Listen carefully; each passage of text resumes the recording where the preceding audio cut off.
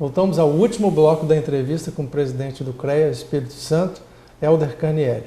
Presidente, falamos nas questões relacionadas ao momento atual, né? A crise que nós estamos passando, uma crise econômica, uma crise política. Qual a sua avaliação desse momento? Eu vou falar, é um assunto que tem muitos desdobramentos, sabe? Mas vamos pincelar. Se você analisar que as bolhas que ocorreram, né? A de 2001, que era a bolha digital, depois 2008, a bolha do mercado imobiliário americano, e a forma de como o governo federal do país tratou o assunto, né, como fosse uma simples marola, sim, eu acho que não deu as devidas atenções. E a política do governo também federal, nesses últimos 12, 14 anos para fora, ele voltava para o consumo, incentivava o consumo para uma classe que queria se emergir, mas não tinha preparo para se emergir. Então facilitou o crédito. Isso vai chegar a um certo momento, o troço vai estourar. Eu tenho dito por aí afora que a maior incompetência de um gestor, que quando ele ultrapassa o seu equilíbrio de conta a receber e conta a pagar, ele aumenta a conta a receber por imposto, ou por incompetência, ou por rúbrica, ou por decreto. Esse é a incompetência da gestão. sim. Mas tirando esse aspecto... A máquina é muito pesada. Muito pesada. Eu acho que o modelo de economia do país, as reformas políticas que o país precisa construir, eles não estão dando a devida atenção que deveria ter das devidas reformas. Eu acho o seguinte, hoje 67% dos impostos fica com a União. Do bolo, 22%, isso é uma conta mais ou menos, às vezes vai para mais, vai para menos, tem uns que falam que é 70%, outros falam que é 65%. 22% fica para o Estado e 11% fica para o município. Se você dá uma dor de barriga, precisa de comprar um remédio no município, você não vai no Planalto Central, você vai lá na comunidade, no vereador, sei lá, no médico regional, lá no município, pedir soluções. E nós não temos esse modelo. Então o modelo está errado. O modelo econômico brasileiro muito centralizado. É centralizado e está drasticamente errado. Tá? Essa conta deveria ficar em 33% para equilibrar os processos e tirar um pouco de responsabilidade do Estado. Isso aí talvez seria a grande reforma que a sociedade... Aí o ensino com esses recursos do município passaria a ter qualidade, a saúde passaria a ter qualidade, não precisaria desses políticos ir de pires na mão, caçar lobista para chegar nos gabinetes dos políticos em Brasília, para trazer recurso. As comunidades iam participar mais efetivamente da distribuição e aplicação do bolo através de um orçamento mais participativo da comunidade. Então, seria um ganho fantástico. Então, isso daí é o cenário ideal que a gente busca. Agora, vamos falar da sua pergunta propriamente dita. A crise ainda não foi estabelecida no país. Vai chegar. Vai chegar. A crise vai chegar, vai piorar. Eu creio que a partir de novembro, agosto já está na porta, né? Nós teremos números mais consistentemente pedidos. Para você ter uma ideia, aqui no nosso conselho, no primeiro semestre do ano passado, nós registramos 240 empresas. Esse ano, no mesmo período, 115 empresas. Quer dizer, nós tivemos uma redução de 52% de empresas. O número de ART também caiu bastante. Mas as ART foi até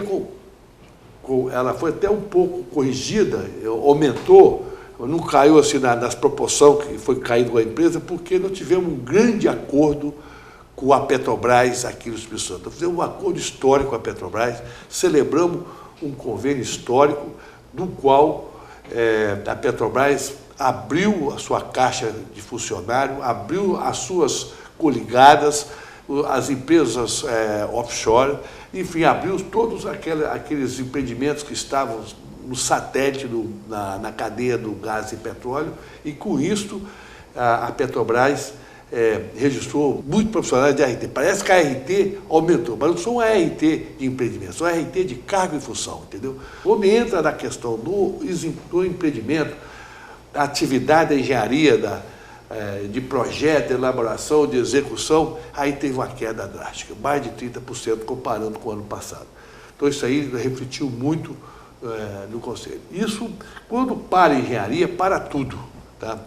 Para o cara vender lá no supermercado, vai comprar menos, para a feira, para o comércio de vestuário, é uma cadeia que é impulsionada pelos empreendimentos. Parece que o Espírito Santo fica meio esquecido nesse processo, né? O aeroporto há 15 anos não sai. O Espírito Santo nós temos ainda... o Espírito Santo, o governador Paulo Artug, eu assisti uma audiência pública na Federação das Indústrias, ele falou com muita propriedade. A União tem um grande débito com o Espírito Santo. A União trata o Espírito Santo como um patinho feio da região sudeste. A União não tem cumprido com o Espírito Santo o pacto federativo. E com isso causa grande transtorno na administração local. Além do mais, nós temos perdido muito ROI nas questões fundapianas de logística, que também poderia ter sido feito de um repasse gradativo, não é para cortar o sistemático. O governo federal tem tratado o Espírito Santo de forma muito diferenciada dos outros membros da federação. E não tem cumprido com as suas obrigações. O aeroporto é uma vergonha nacional. A privatização da 262, o Conselho teve um papel muito importante para a gente anular aquele modelo de privatização da BR-262. Primeiro, que o modelo era direcionado para proteger Minas Gerais. Era 189 quilômetros de Minas Gerais e 179 quilômetros do Espírito Santo. Quando o Espírito Santo, quem iria construir a engenharia do Espírito Santo ia ser o DENIT. Quem iria construir a engenharia da obra da duplicação da 262 de Minas Gerais ia ser a empresa vencedora no processo licitatório.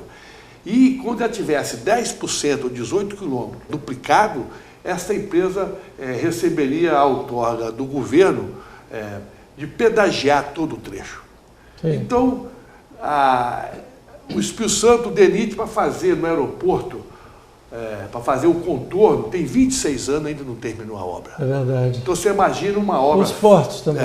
Você imagina não vamos chegar lá. Você imagina uma obra numa área de uma geografia de relevo muito complicada, muito granítica, as intervenções iam ser muito morosas, ia ficar 50 ou 40 anos na rentabilidade de execução que o DENIT vem fazendo essas obras. Então o DENIT o Espírito Santo iria bancar, iria financiar a construção de Minas Gerais.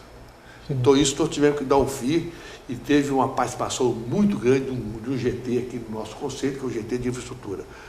A questão do aeroporto, que você estava colocando, é uma outra situação que é vergonhosa, porque teve aqui também tive presente, o governador esteve lá, nós tivemos presente, veio o ministro do Transporte, Padilha, se não me falha a memória, e lançou um empréstimo pela 15ª vez, né? 15ª vez, e ofertou 50 bilhões, que é insuficiente para tocar a obra. E garantiu que os outros estão vindo no ano que vem. Eu tenho lá ainda a minha dúvida, agora só acredito quando o dinheiro estiver em caixa.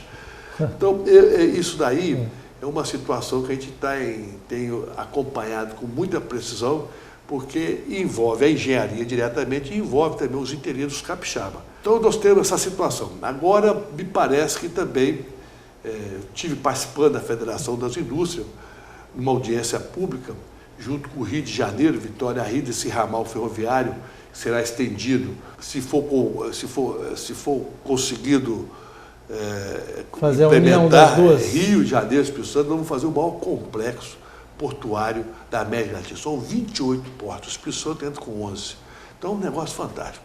Então, se isso acontecer, malhado pela ferrovia, que pode ter acesso até o Centro-Oeste, e talvez a todo o país, nós podemos ser uma referência. Outro impulso, né? Outro impulso.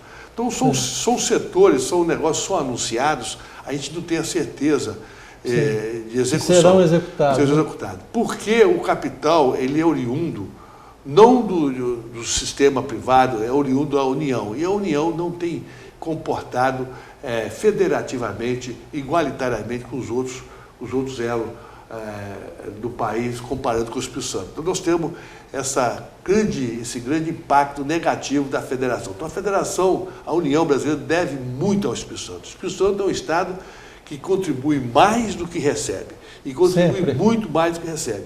E não temos um tratamento adequado junto ao Planalto Central. Presidente, finalmente, qual a sua mensagem nesse momento? Olha, em crise gera muitas oportunidades. A crise está estabelecida, a engenharia pode contribuir muito com soluções sustentáveis, alternadas com situações que antes não eram, passam a ser agora sustentáveis. Eu acho que o mais importante é a união do povo para desafiar. Nós temos que unir as instituições. Finalizando a nossa entrevista, o meu medo principal é o seguinte: se a gente perde a popularidade, um político perde a popularidade, ele pode recuperar amanhã. Agora, quando se perde a credibilidade, é o fim. Então, nós temos que estar unidos, defender as instituições. O dia que as instituições não têm valor, democracia forte não é o governador, não é o senador, não é o deputado, não é o presidente. Democracia forte é instituições super fortes. Elas têm que ser fortes. Se não for forte, ela passa descabida e começa a ter uma corrosão e começa a ter um enfraquecimento sistêmico.